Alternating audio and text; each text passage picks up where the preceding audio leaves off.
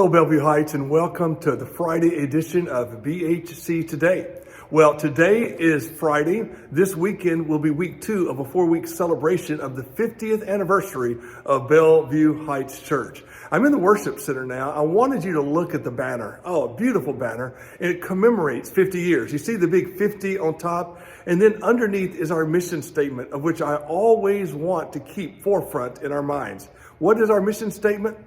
Following Jesus, loving God, loving His church, and loving His world. Every decision we make as a church revolves around this: following Jesus, loving God, loving His church, and loving His world.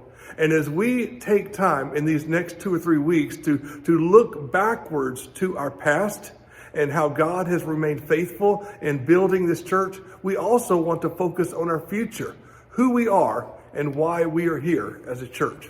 My sermon Sunday is entitled Wholehearted Christians. Did you hear that? Wholehearted Christians. It's the story of a man named Joshua and Caleb. Many of you are familiar with them. When Moses had the Israelites on the border of the Promised Land, he sent 12 spies to explore the land. And 10 of them came back with a negative report and said, "We cannot take the land." But 2, Joshua and Caleb, said, "God has given us this land and we can take it." The result was the Israelites were filled with fear and they turned away and they wandered in the desert for 40 years until that entire generation died. But Joshua and Caleb were the only 2 whom God allowed to enter the Promised Land.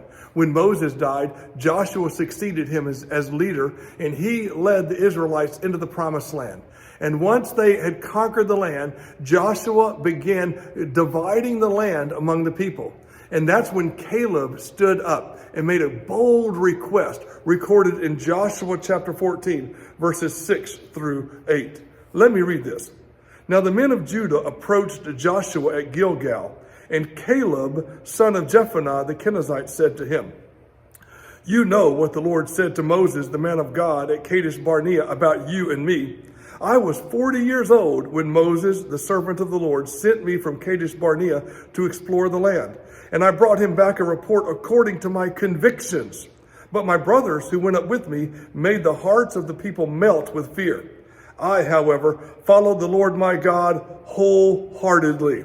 So on that day Moses swore to me, the land on which your feet have walked will be your inheritance and your children forever, because you have followed the Lord my God wholeheartedly." I love that word, wholeheartedly. Caleb went before Joshua and said, "I have followed the Lord my God with all my heart, with all my soul, and with all my strength." As we enter 2022, would you be a wholehearted follower of Christ? Many of us, truth be told, we're half-hearted Christians. We serve God when it's convenient. We serve God when it benefits us. We serve God when it makes us feel good. But I just wonder about Caleb. For he went into the Promised Land. When the rest of the spies were filled with fear, he walked by faith. And he believed that God was going to lead him to great things in the future.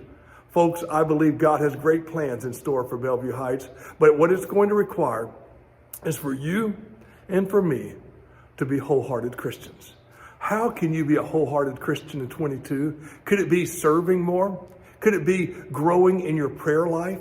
Could it be growing in your Bible knowledge? Could it be growing, serving in a ministry? Could it be growing in your giving and stewardship and finances?